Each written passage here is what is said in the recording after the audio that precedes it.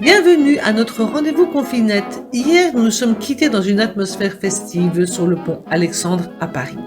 Aujourd'hui, nous nous retrouvons sur d'autres ponts, les ponts désertés du bateau de croisière dont vous avez tous entendu parler, le Zaandam. Les 1243 passagers de ce bateau de croisière et les presque 600 membres d'équipage ont erré dans l'océan Pacifique car par crainte de la pandémie, le Chili, le Pérou, l'Équateur et la Colombie ont refusé de les laisser débarquer. S'ils ont pu rejoindre la terre ferme à Fort Lauderdale, près de Miami, c'est en empruntant le fameux canal de Panama qui traverse le continent américain d'un océan à l'autre.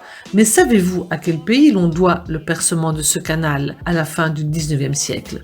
Est-ce la Colombie, la France ou les États-Unis? Il y avait un petit piège dans la question, parce que si ce sont les Américains qui ont inauguré le canal de Panama en 1914, c'est bien la France qui en a réalisé le percement.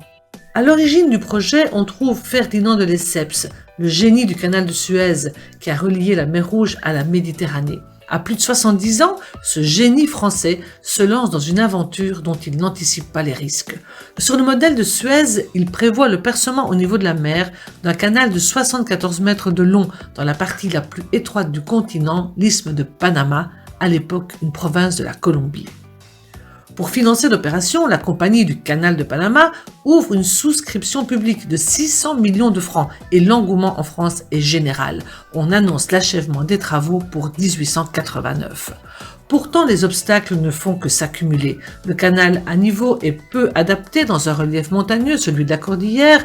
Les pluies torrentielles provoquent des éboulements et une pandémie de fièvre jaune tue plus de 20 000 ouvriers. Le coût des travaux explose. En 1887, Lesseps doit changer de méthode et se résoudre à installer un canal à écluse moins coûteux. Son ami Gustave Eiffel, en pleine construction de sa tour, l'avait prévenu, mais sans succès. Il accepte tout de même de l'aider. Il faut commencer par refinancer la compagnie qui perd beaucoup d'argent.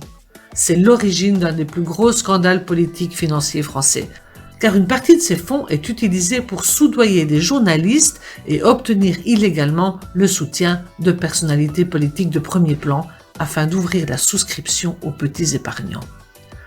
Quand les banques se retirent de l'affaire en 1888 et que la compagnie est mise en liquidation, plus de 85 000 petits épargnants sont ruinés. Le gouvernement tente d'étouffer l'affaire, peine perdue.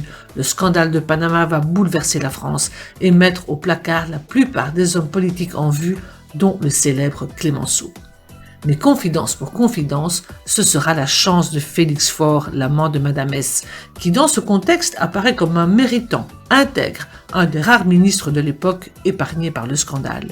En janvier 1895, il est élu à la tête de la République et bientôt Madame S fera son entrée à l'Élysée. Mais ce sera sans doute pour une autre confinette. On se retrouve bientôt pour la suivante.